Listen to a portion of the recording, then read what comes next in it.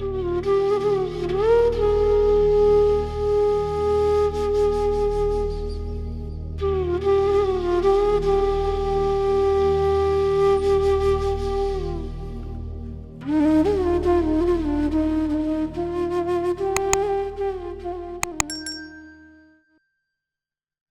जी के चरणों में शत शत कोटि कोटि प्रणाम। और जो भी संगत इस वक्त कनेक्टेड है उन सबको, और जो आगे भी सुनेंगे उन सबका बहुत बहुत उनको नमस्ते।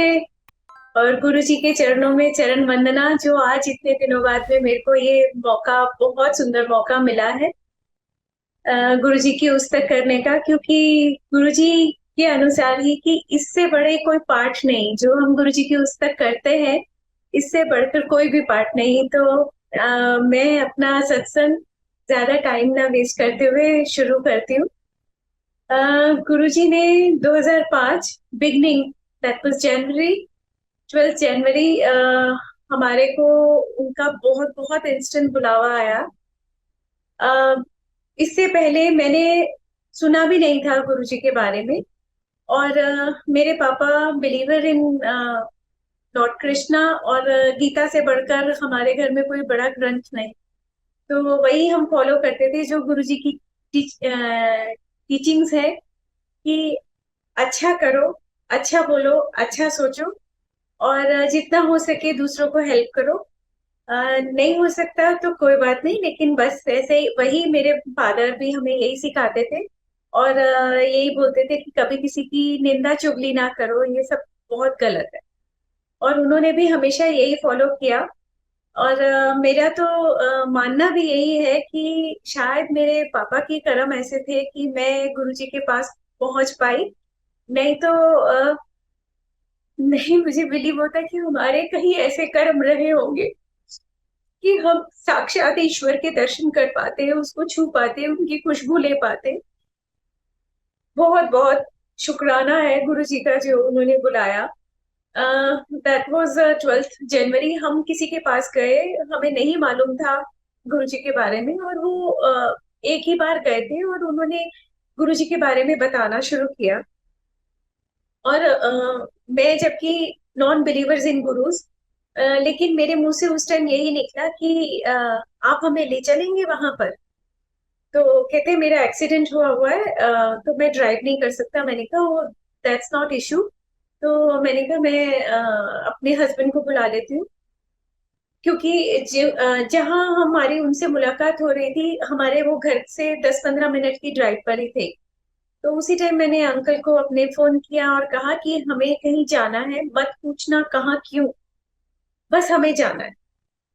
और आप 4 बजे हमारे से हम उनसे बात कर रहे हैं, गुरुजी के बारे में हमें कुछ पता चल रहा है। और 6 बजे we were on the way to Empire State. वहां पहुंचे और शब्द चल रहा था, श्वासा दी माला ना सिमरा में तेरा नाम।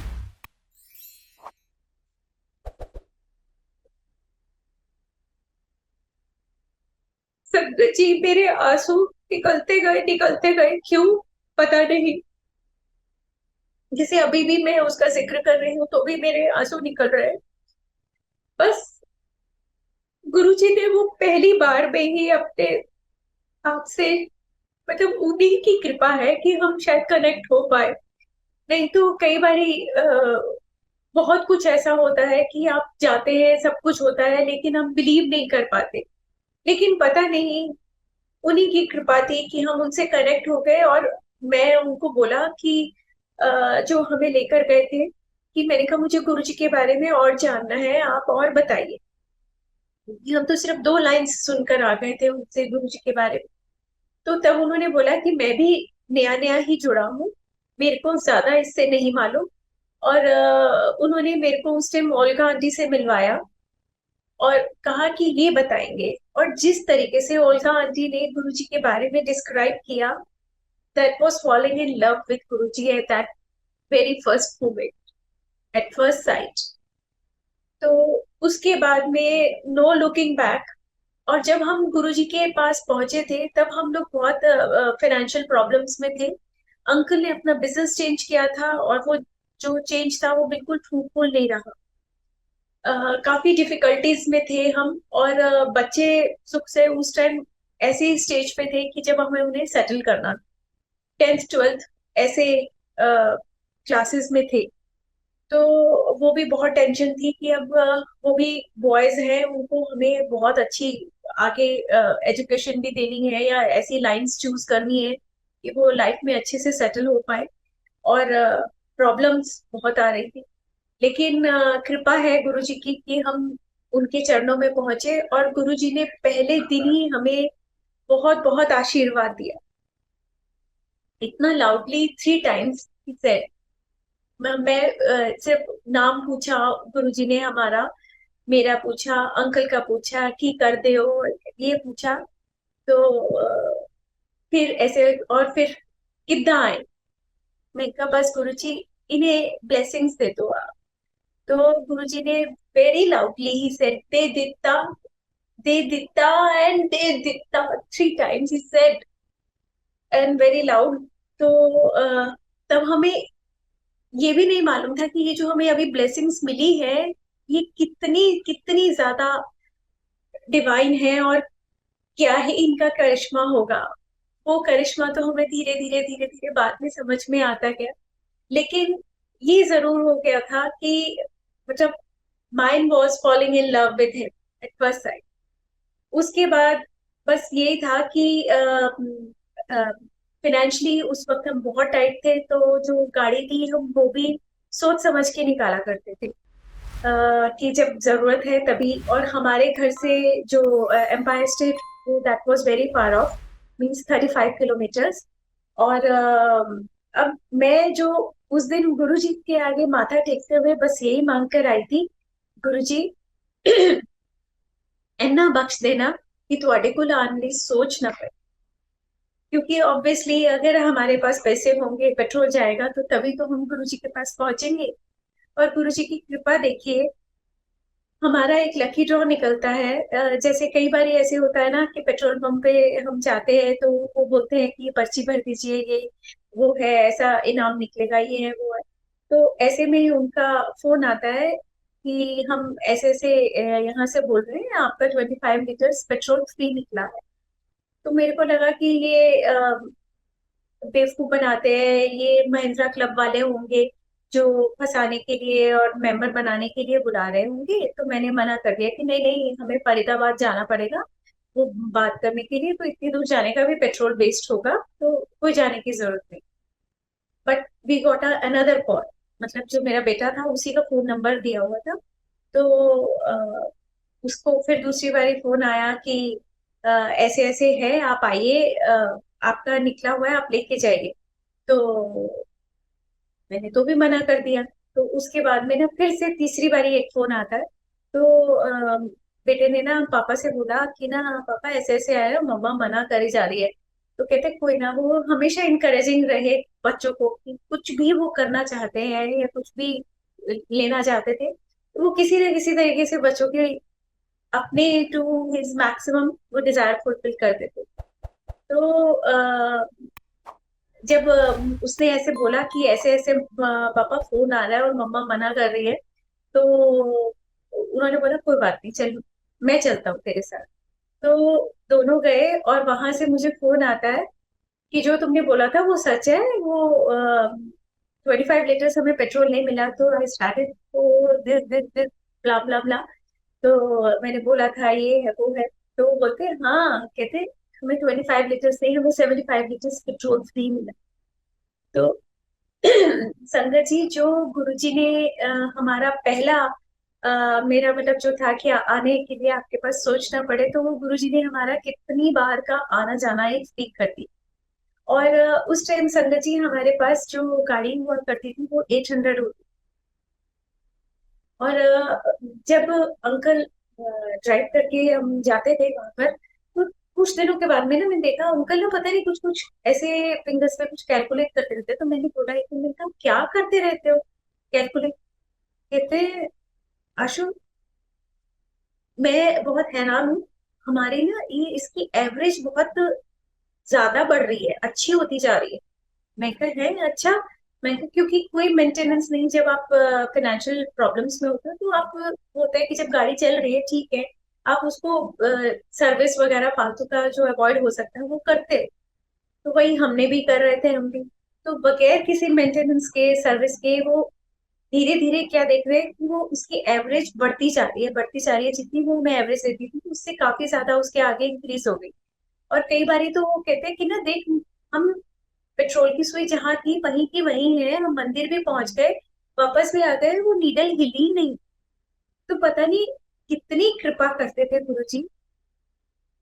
लेकिन इस दौरान ये क्या हुआ कि हर हफ्ते हमारे डेज फिक्स थे जाने के, मतलब। और गुरुजी की ये कृपा थी कि ना जितनी भी संगत वहां पर जाती थी हर का दिन फिक्स कर देते थे कि हफ्ते चिकवार ये वाला दिन। तो लेकिन ऐसी कृपा रही गुरुजी की कि हमारा कोई भी दिन उन्होंने फिक्स नहीं किया और ना ही हमें टोका, चाहे हम हफ्ते में 2 बार गए या 3 बार गए या चारों दिन गए। जो थर्सडे फ्राइडे सैटरडे संडे होता था वो चारों दिन भी गए तो भी गुरुजी ने कुछ नहीं बोला, क्योंकि बाकी लोगों को तो बोल देते थे, गुस्सा करते थे कि मैं क्या हफ्ते से एक बारी मैं कोई हट्टी खोली हुई है, क्यों आए। तो लेकिन हमें कभी नहीं गुरुजी ने रोका। बहुत बहुत उनकी कृपा रही। और उसके बाद में अ,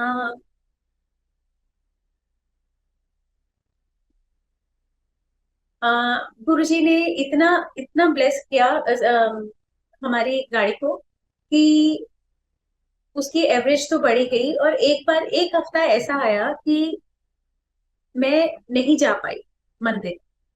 तो गुरुजी ने मेरे को ड्रीम में दर्शन दिए। Guruji was wearing maroon T shirt and green trousers that very day in my dream. और मंदिर किचन के डोर पर वो खड़े हुए हैं और मैं जब गई हूँ मैंने गुरुजी को माथा टेका है। ये मैं ड्रीम की बात कर रही हूँ। तो गुरुजी ने मुझसे पूछा कि तू आई क्यों नहीं पिछले हफ्ते। तो मैं गुरुजी को बोला, मैं गुरुजी तुसी सब जानते हो कि मैं क्यों नहीं आ पाई। बस मैंने यही जवाब दिया ड्रीम में और उसके बाद मेरा ड्रीम ओवर हो गया।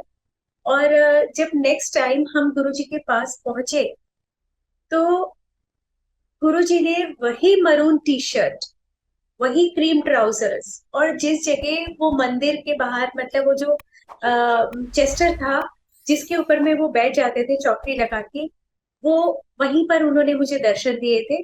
और बिल्कुल एग्जैक्टली उस जगह। और मैं तो पगला गई देख के कि गुरुजी यहीं पर इसी जगह इन्हीं कपड़ों में आपने मुझे दर्शन दिए थे।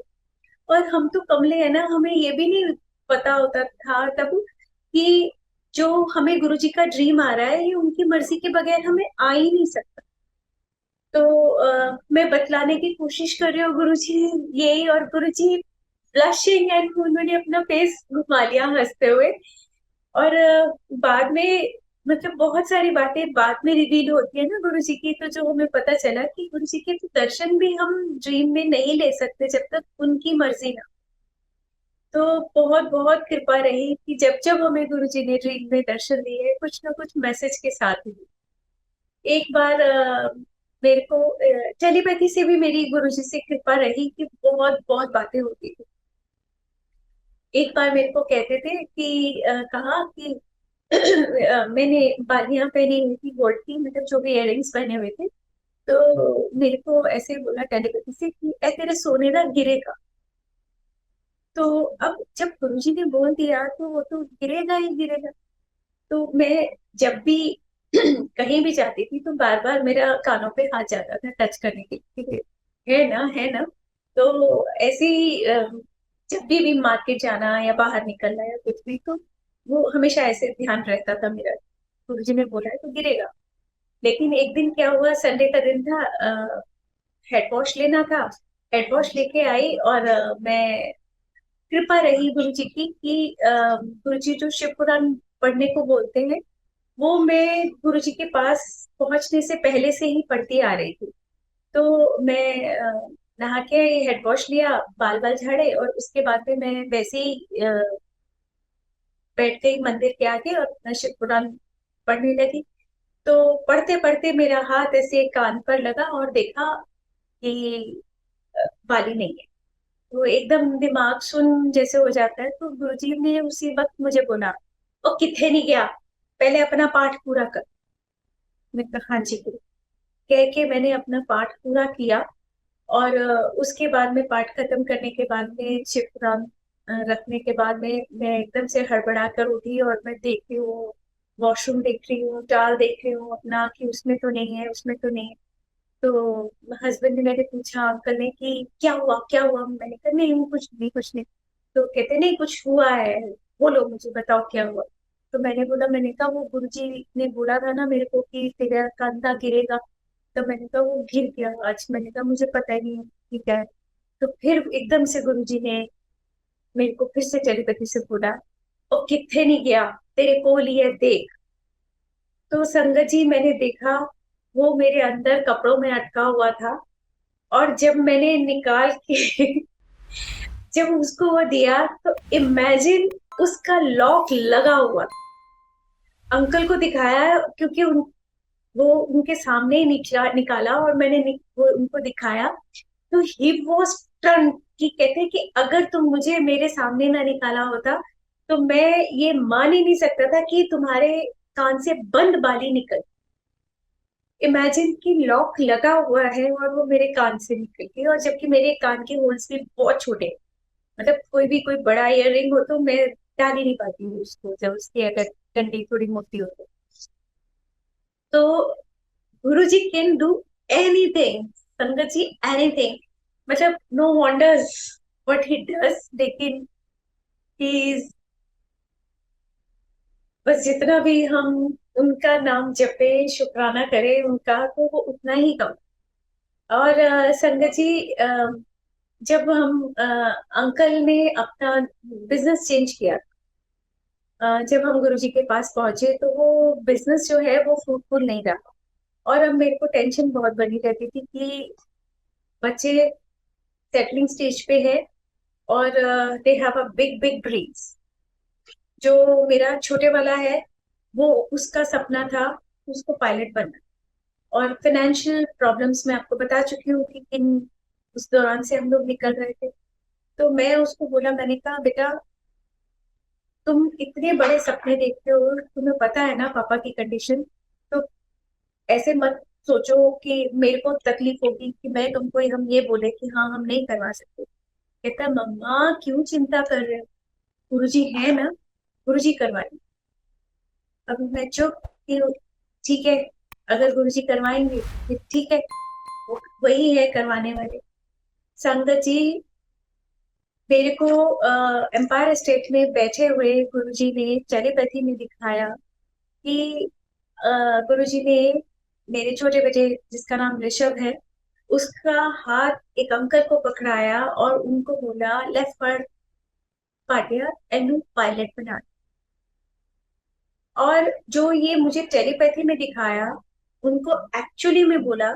और ये हमें मेरे बेटे के जाने के बाद, मतलब जब वो पायलट बनने के लिए बाहर चला गया, तो तब मुझे पता चला कि गुरुजी ने उनको एक्चुअली में ये बात बोली। तो गुरुजी कैन डू एनीथिंग, क्योंकि आपको मैं बता चुकी हूँ कि हम गाड़ी भी तब निकालते थे ना जब हमारे को बहुत जरूरी होता था। तो जब हम इतने क्राइसिस में से निकल रहे हैं, तो जो इतने बिग लैक्स में जो कोर्स है, हम कैसे सोच सकते। तो एक वक्त था जब हमारा बहुत गुड टाइम चल रहा था, तो अंकल ने अपना अ, एक वेरी हैंडसम अमाउंट अपने फ्रेंड को, बहुत क्लोज फ्रेंड थे हमारे, तो उनको लोन दिया था। लेकिन उसके हुआ क्या कि वो थोड़े दिनों बाद में ही कहाँ चले गए हमें पता नहीं। अब ये होता है कि जब आप प्रॉब्लम में आ जाते हो तो आपको याद आता है कि मैंने जिसको पैसा दिया है, तो आप ईश्वर के आगे वही प्रार्थना करते हो, वही अरदास करते हो कि, और वही हम गुरुजी के आगे भी बोलते थे, क्या गुरुजी साਡਾ वो पैसा वापस आ जाए। बट गुरुजी के अपने प्लान्स होते हैं। तो अ, जब तक ऋषभ का एडमिशन नहीं हुआ, उसने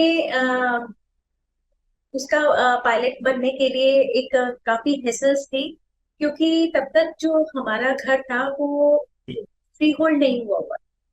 और उसको फ्री होल्ड कराने के लिए भी जितने हजार लगने थे हमारे लिए, वो भी उनको टेंशन होती थी। क्योंकि जहां पर भी हम उसके कोर्स के लिए वो गए, वो कह रहे हैं कि जी आपका अ, हमें घर मॉर्गेज करना पड़ेगा और उसके लिए फ्री होल्ड होना जरूरी है। अब क्या हुआ कि संगत जी, अगर अब हम फ्री होल्ड कराते हैं तो वो सारे प्रोसेस में 6-7 महीने या 8 महीने ये लग जाते हैं। तो यही टेंशन थी कि इसका तो 1 साल बेकार हो जाए। तो उसी वक्त में हमारे नेबर्स, जो इतने पुराने नेबर्स भी नहीं थे, मेरे ख्याल में जहां तक मुझे याद है कि 5-6 महीने हुए थे उनको, 5-6 साल, सॉरी अंकल मुझे करेक्ट कर रहे हैं कि 5-6 महीने नहीं, 5-6 साल हुए थे उनको हमारे अपार्टमेंट में शिफ्ट हुए। तो उन्होंने एक दिन पूछा अंकल से कि क्या हुआ, तुम बहुत उदास लग रहे हो। तो उन्होंने बात सारी बताई कि ऐसा ऐसा है। तो कहते अरे मेरे घर के पेपर से तो इनका मुंह खुले का खुला रह गया। कहते हैं आप यादव जी, आप सोचते हैं कि आप क्या बोल रहे हैं। कह रहे हाँ हाँ, मैं होशो हवास में बोल रहा हूँ हमने। तो जब तुम्हारा फ्री होल्ड हो जाएगा तो लोन तुम्हारे उसमें चला जाएगा, और तब तुम नहीं वो कर देना, कोई टेंशन नहीं है, बच्चे का साल तो बच जाएगा। तो उसके बाद में हमने कहा कि आप पहले अपनी वाइफ से पूछिए। तो उन्होंने बोला जब उनकी वाइफ के पास गए तो उन्होंने बोला हाँ, मेरे हस्बैंड ठीक ही तो बोल रहे हैं, घर पे पेपर पड़े हैं जो घर के, उससे ज्यादा सेफ तो है कि बैंक के लॉकर में पड़े रहेंगे और बच्चे का कैरियर बन जाएगा। इससे अच्छी और बात क्या हो सकती है। तो संगत जी, ये सिर्फ और सिर्फ ये हमारे गुरुजी की कृपा थी, नहीं तो इतने से जान पहचान में कौन, वो भी फ्रेंड मतलब नेबर, कौन देता है अपने ऐसे पेपर्स घर के। तो और फिर जब हमने बैंक में बात की, उन्होंने कहा हाँ ऐसा हो सकता है, और जब आपका फ्री होल्ड हो जाएगा तो हम आपका पेपर्स पे वो शिफ्ट चेंज कर देंगे। तो हमने कहा ओके। तो ये चीज हुआ और उसका साल बचा और वो कनाडा चला गया पायलट बनने को। हालांकि वहां पर वो उसका जो ये कोर्स बहुत इजी तरीके से कंप्लीट नहीं हुआ। गुरुजी जैसे सुनते हैं, सारे ही संगत सुनती है कि गुरुजी का नींबू की तरह निचोड़ते हैं वो आपका विश्वास भी, और जो भी उन्होंने ब्लेस किया है आपको, पूरा आपका टेस्ट भी बहुत जबरदस्त ले। वही मेरे बच्चे के साथ में भी हुआ। अ, वो गया यहाँ से, और जिस कॉलेज में उसने एडमिशन लिया था, तो उस कॉलेज के जो डायरेक्टर था उसने ही डिड समथिंग रॉन्ग, और कोई उसने लॉ ब्रेक कर दिया जिसकी वजह से वो कॉलेज बंद हो गया। और जो उससे पहले जो फीस थी, क्योंकि हमारा लोन था, तो हमने कहा था कि आप एक ही बारी में दे दीजिए कि हमारे को बार बार टेंशन ना रहे कि हाँ अभी हमें ये देना है, या उसकी फ्लाइंग में कहीं भी रुकावट ना आए।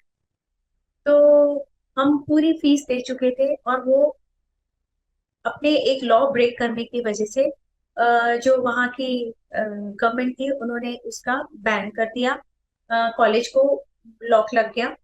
तो अब उस वक्त बहुत कश्मकश में हम आ गए कि ना तो उसका कोर्स कंप्लीट हुआ था, फीस हम पूरी दे चुके हैं जो अब हमारे पर एक इतनी बड़ी लायबिलिटी भी बन चुकी है।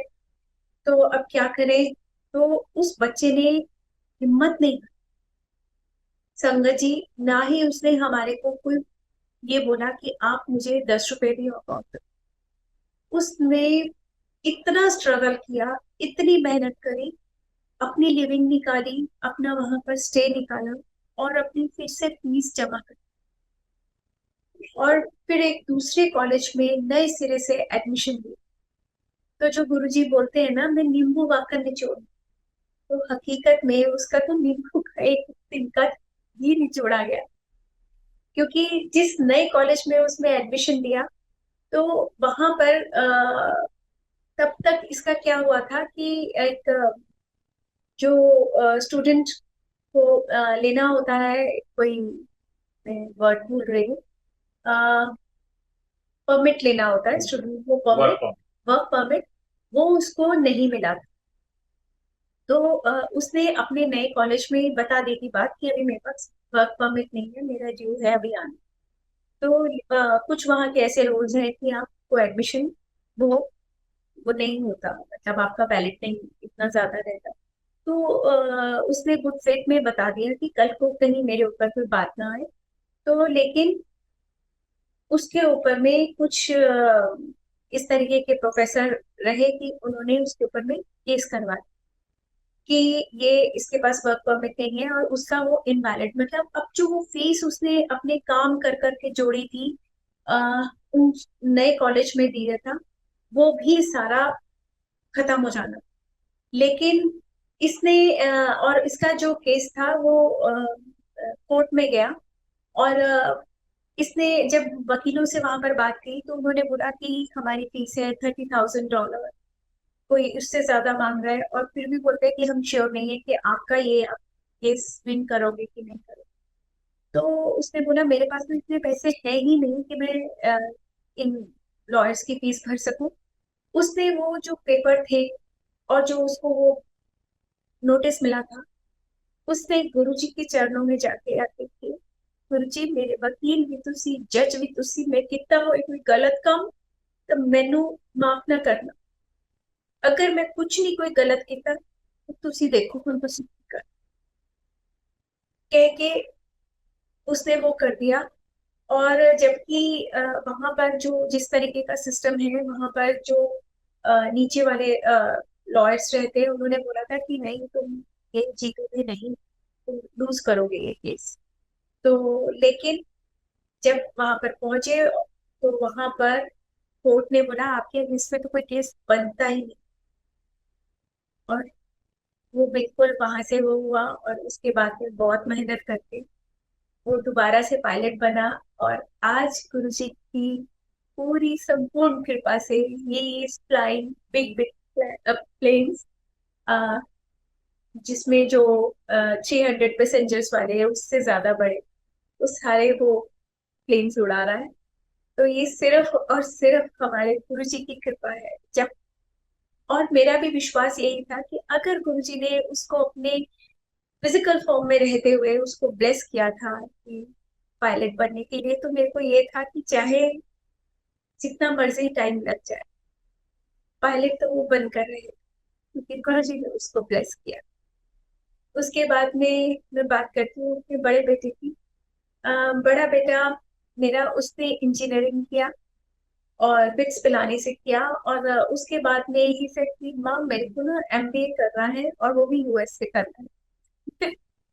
मेरे को समझ में नहीं आया कि हम हंसे कि रोए, कि मेरे को यही बोलती थी। मैंने कहा बेटा तुम्हारे पापा के पास इतना पैसा नहीं है और तुम्हारे इतने बड़े बड़े ड्रीम्स हैं, कैसे होंगे फुलफिल। तो वही छोटे वाले जैसा जवाब कि मम्मा आप क्यों टेंशन लेते हो, गुरुजी करे। तो हकीकत में हमारी बात उन्होंने ही पकड़ी, उन्होंने ही सारा किया। और उसका जैसे वो एक एग्जाम देते हैं ना, कौन सा एग्जाम, वो जो पॉइंट्स वाले, हाँ आइल्स का। तो नहीं आइल्स का नहीं, दूसरा, नहीं नहीं वो इंग्लिश का दूसरा, नहीं नहीं वो जो, हाँ वो जिसमें जितने पॉइंट्स होते हैं उस हिसाब से आपको कॉलेज में एडमिशन मिलता है। तो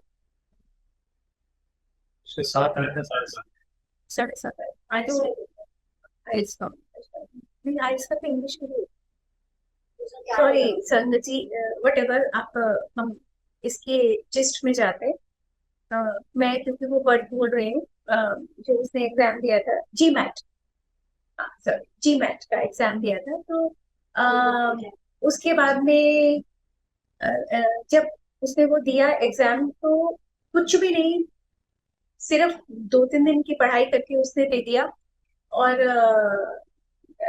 अच्छा रैंक आया उसका, जो भी आया उसका। तो लेकिन वो सेटिस्फाई नहीं था, उसको था कि अगर मेरे को इससे और बेटर मिल जाए, मतलब जो 9 के करीब करीब हो, तो वो वाला मैं एक बार और एग्जाम दे देता हूँ। तो वो उसकी ना कोई भी बात डायरेक्ट वो गुरुजी से नहीं करता, वो थ्रू मेरे को बोलता है कि मम्मा आप करो गुरुजी से बात। तो मैंने गुरुजी को बोला कि गुरुजी वो दोबारा दे दे जीमेट का एग्जाम। तो गुरुजी ने मेरे को जवाब दिया, दिस इज ऑल टेलीपैथी, कि ना जेड़े पहले भी नंबर दवाए हैं वो मैं ही दवाए हैं, दूजी बार भी देगा तो एने ही आने। तो मैंने बताया तो उसने कहा और एसजे एडमिशन हो जाओ, अच्छे कॉलेज टू हो जाओ। तो ये गुरुजी का जवाब है। तो मैं बोला, तो कहते हैं अच्छा ठीक है। तो फिर उसने यूएस एम्बेसी में अपना इसके लिए वीजा के लिए अप्लाई किया। तो उसके बाद में जब वो इंटरव्यू देने के लिए गया एम्बेसी, तो उसने देखा कि एक विंडो में ना 5 में से 4 रिजेक्शन हो रहे। तो उसने ना उसी टाइम गुरु जी को अरदास लगाई, क्योंकि वहां मैं थी नहीं, अकेले ही जाना था उसको एम्बेसी। तो उसको मैंने बोला कि सॉरी, उसने गुरु जी को बोला कि गुरु जी इस विंडो से मेरा नाम भाई, मेरे को दूसरी विंडो पे भेजना। तो उस टाइम गुरु जी ने उसको टेलीपैथी की बोला, कहते कंजरिया वीजा उड़ने नहीं मैं लाना है। और संगत जी उसका उसी विंडो पे नाम आया। और इसको उसी टाइम, कृपा गुरु जी की, जो गुरु जी की बात कैसे गलत हो सकती है, वीजा लगा। और बहुत खुश खुश वो वापस आया। और उसके बाद में गया, उसकी वहां पर मास्टर्स हुई। और जैसे संगत जी होता है ना कि इसके लिए भी हमने लोन लिया, इसके लिए भी बड़े स्मूथली लोन अप्रूव हुआ। और वहां पर गया। और संगत जी, मैंने जब इसने मेरे को बोला था वीजा के लिए कि मम्मी गुरु जी को अरदास कर देना, तो जब मैंने अरदास किया था गुरु जी को, तो जिन शब्दों में मैंने किया था वो आपको बता रही हूँ। मैंने कहा था गुरु जी एदे दिन चंगा होए तो वीजा लाना, तुसी जानते हो एदा फ्यूचर कितने है, केड़ी जगह चंगी है। अगर चंगा होए तो वीजा लाना, नहीं तो ना। और गुरु जी कंडीशन अप्लाई, फीस तुसी भरनी है, मेरे को नहीं, तुसी जानते हो। तो संगत जी आप बिलीव नहीं करेंगे, इसकी वो इतनी हेवी फीस, कहाँ से पैसे आते थे हम आज भी रिकॉल नहीं कर सकते। किधर से इसके फीस की जाती थी, बिल्कुल भी हम नहीं रिकॉल कर सकते। और शायद मैंने वो पीयूष वाला पूरा नहीं सुना है ना। संगत जी सॉरी, मैं जो बताया था ना कि किसी को फ्रेंडली लोन दिया हुआ था, और तब हमने गुरु जी से अरदास की थी कि गुरु जी देख लो एक बंदा है जिन्हों उधार दिता हुआ है, क्योंकि वो भी गुरु जी के पास पहुंचा था हमारे साथ। तो कुंतु से देख लो। और जब ऋषभ ने जाना था पायलट बनने के लिए, तो ही हैप्पीली हमारे को हमारा लोन उसने वापस कर।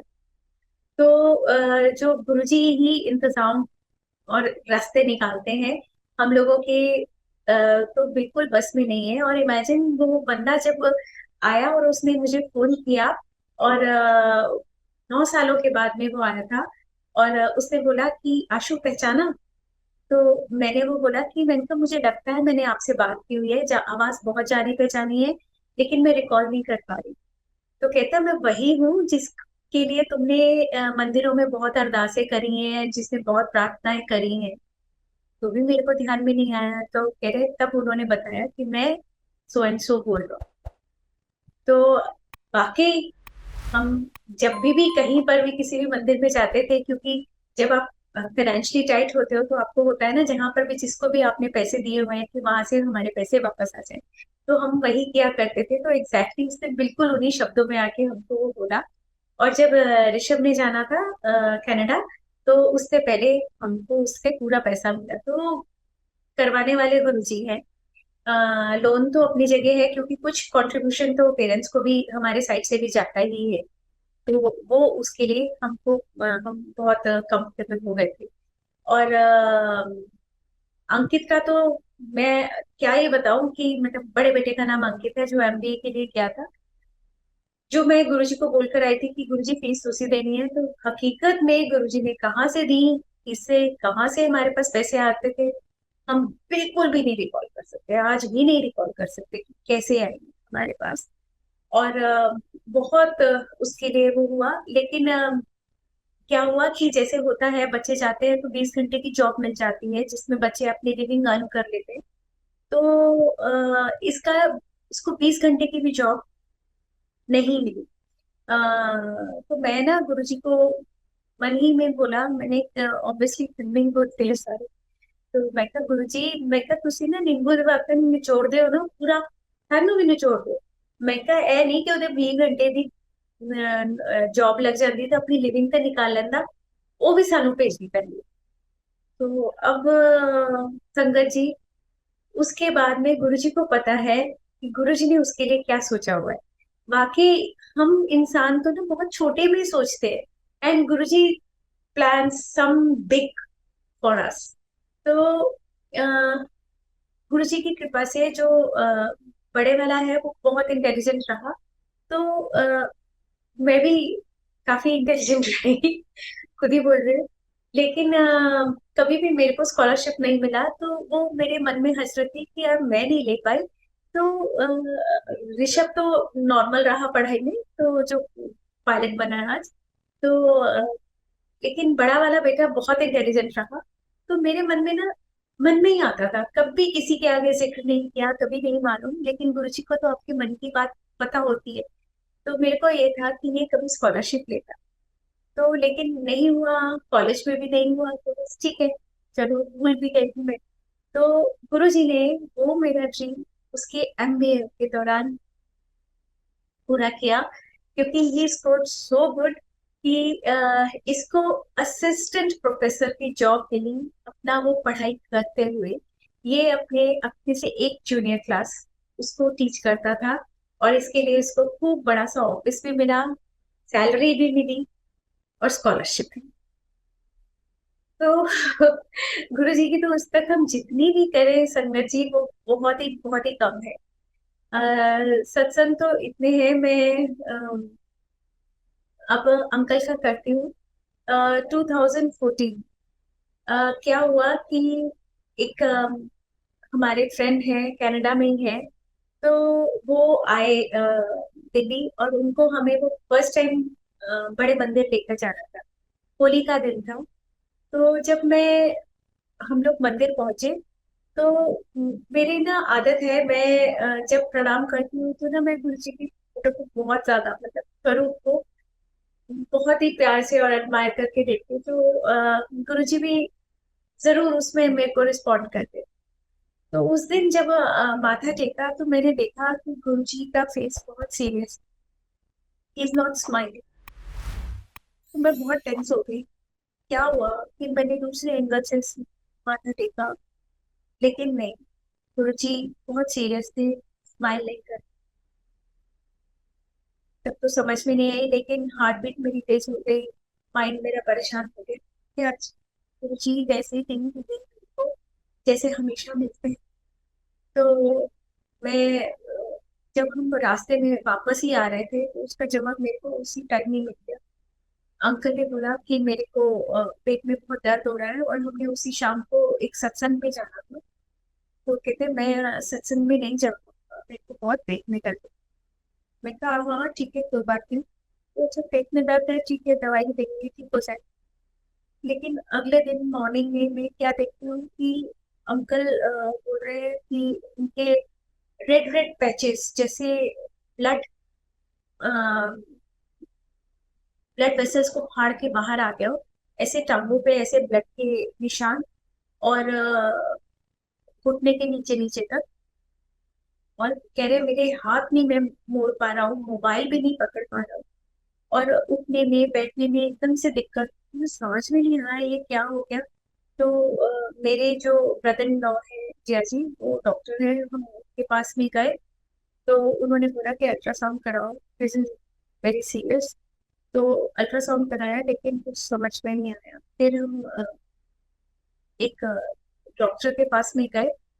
वहां पर उन्होंने बोला कि दिस इज परपुरा, और वो करके वो उस हॉस्पिटल में हमको एडमिट कर दिया।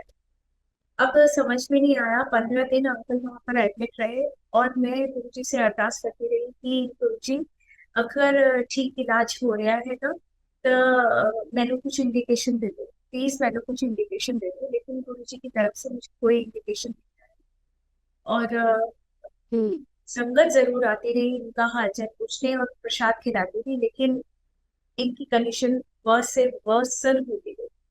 और उसके बाद में क्या हुआ कि अ, मैं जो कुछ पूछने के लिए डॉक्टर के पीछे गई, तो डॉक्टर ने, मैंने उसको बोलते हुए सुन लिया। बहुत क्रूअल पिक्चर जो सब हम सुनते हैं, लेकिन वो मैंने अपने कानों से सुनी, आंखों से देखी। वो दो डॉक्टर्स आपस में बात कर रहे थे कि इतना तो काट लिया इसको, और कितना काट, मतलब इतने पैसे तो बना चुके हैं।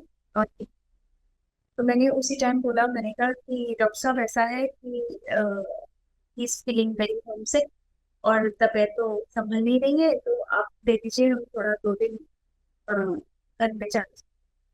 तो कहते हैं अच्छा तो ठीक है, ये वाला आप टेस्ट करवा के आइएगा। मैंने कहा हाँ, आप छुट्टी देंगे तभी तो होगा, क्योंकि वो टेस्ट इनके हॉस्पिटल में नहीं अवेलेबल था। तो 15,000 का टेस्ट।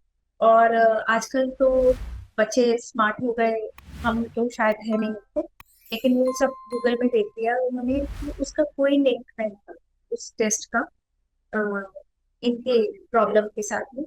तो वो हमने टेस्ट नहीं करवाया। और we are at third floor, तो थर्ड फ्लोर भी क्योंकि ये एक कदम नहीं चल पा रहे थे, हाथ नहीं मुड़ पा रहे थे, कुछ भी, मतलब खाना पीना भी ये कुछ थे नहीं, क्योंकि सब कुछ ऐसे था कि जैसे पैरालाइज टाइप। तो करवट नहीं दे पाते, कुछ नहीं, इस तरीके से कंडीशन हो गई। तो घर लेकर आए, घर में कंडीशन ऐसी। और मैं तभी जो गुरु जी के शब्द है कि हम ਤੁਹਾਡੇ रिश्तेदारा ने कम नहीं आती, संगत ही ਤੁਹਾਡੇ कम। तो संगत ही हकीकत में संगत जी मेरे काम आए। अ, वो आए हमारे पास में संगत के नवीन अंकल और विजय अंकल, अ, जिनके साथ में हम काफी टाइम से कनेक्टेड भी थे। तो उन्होंने, वो मेडिकल लाइन से ही है दोनों, तो उन्होंने बोला कि नहीं, आपका राशन सही इलाज नहीं होगा, इनको फोटेज लेके चलते हैं वाइट।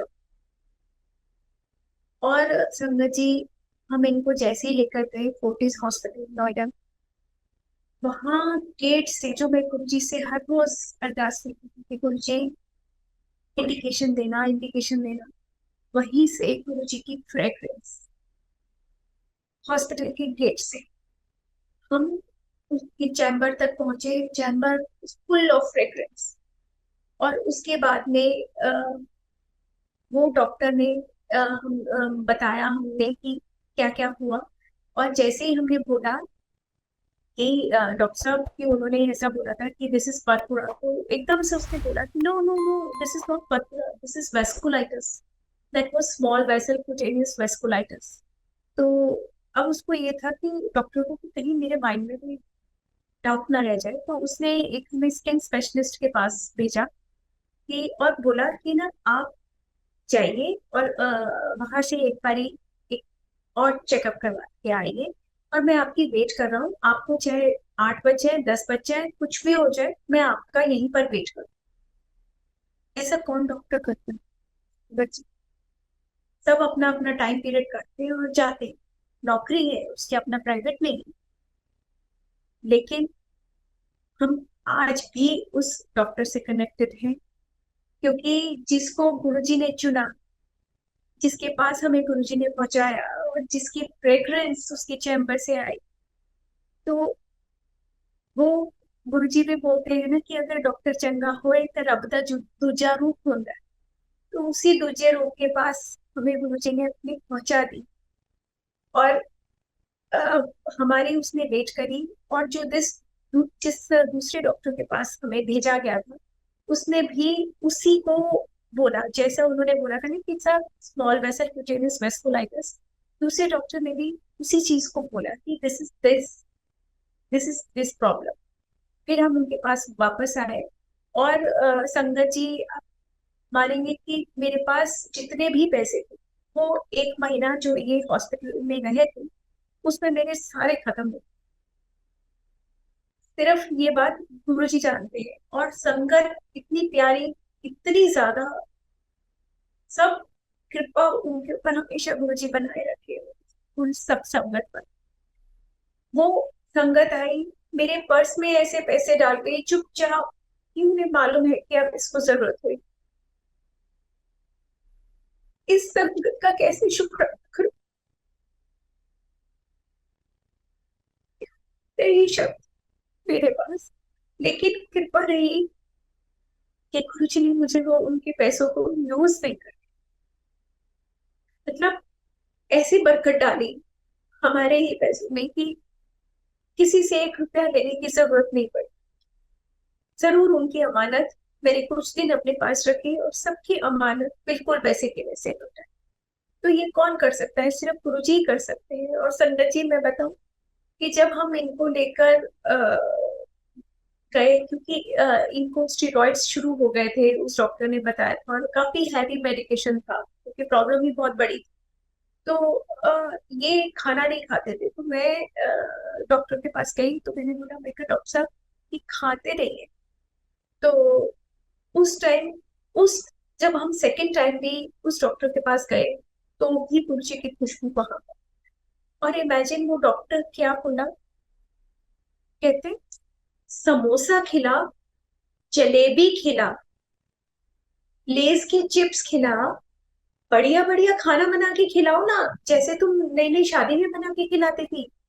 तो मैंने कहा डॉक्टर साहब आपने ही बोला था कि steroids, no salt no sugar. कहते उस समय 15 दिन में संभाल लो। The way he said, that was only way of Guruji saying that. जिस तरीके से गुरुजी जिस अंदाज में बात करते हैं, बिल्कुल उसने उसी अंदाज में बोला। और एक और अंकल जो संगत के हमारे साथ गए थे, तो उनको बोलते, वो डॉक्टर कहते, "अ, आप तो ग्राउंड फ्लोर पे रहते हो ना, आज आपको लड़ाई करना पड़े, झगड़ा करना पड़े, कुछ भी करना पड़े, ये अपने घर नहीं जाने चाहिए। वैसे भी ये थर्ड फ्लोर पर।" संगत जी, डॉक्टर को कैसे पता चला कि हम थर्ड फ्लोर पर? और एक और लाइन बोली, कह रहे she is very lonely lady. मैंने तो नहीं बताया था उस डॉक्टर को, मैंने तो अपनी कोई फैमिली उससे डिस्कस नहीं करी थी कि मेरे बच्चे इस टाइम कनाडा में हैं, दोनों बाहर हैं। तो उससे कुछ भी नहीं। तो वो बोले कि आज आपको लड़ाई करना पड़े, झगड़ा करना पड़े, कहते हाँ, एक जो लाइन उनको और बोली, कहते आप तो ग्राउंड फ्लोर पे रहते मैडम, आज आपको लड़ाई करना पड़े, झगड़ा करना पड़े, कुछ भी करना पड़े, ये अपने घर नहीं जाने चाहिए, इनको आप अपने घर लेके जाओ। तो संगत जी, मेरे उसी वक्त मेरे दिमाग में जो स्ट्राइक किया वो ये था कि कुछ दिन हमारे घर, अपने घर में रहने के लिए भी अच्छे नहीं, गुरुजी हमें अपने घर से भी दूर कर। तो मेरे उस टाइम वही स्ट्राइक किया। और उन्हें कैसे पता, डॉक्टर को मैंने तो कोई फैमिली उससे डिस्कस नहीं करी, मैंने नहीं बताया था कि मेरे बच्चे बाहर हैं और हम थर्ड फ्लोर पर रहते, कैसे मालूम था उस समय? और जब मैंने उसको ये बोला कि डॉक्टर साहब आप जलेबी और समोसा वगैरह कैसे हम खिला सकते हैं, स्टेरॉइड्स में तो मना है, नहीं ऑयल भी नहीं देना है, सॉल्ट भी नहीं देना है। तो जिस अंदाज में वो बोला, वो सिर्फ और सिर्फ गुरु जी का अंदाज था, सब मैं 15 दिन में संभाल लूं। और सिर्फ गुरु जी को मालूम था कि अब मेरे जो भी पैसे थे वो मेरे पहले 1 महीने की हॉस्पिटलाइजेशन में सब खत्म। तो उसने बोला कि आप जितने आपकी तबीयत खराब है, आपका इलाज हमें एडमिट करके करना चाहिए, लेकिन हम आपका, आप इतना टॉर्चर पहले ही सह चुके हो कि हम आपका इलाज घर से करें। बताइए संगत जी, कौन डॉक्टर नहीं बोलता ना ऐसा? उनके तो टारगेट्स होते हैं कि इतने एडमिट ही करवाने हैं पेशेंट्स, वो तो जबरदस्ती एडमिट करते हैं।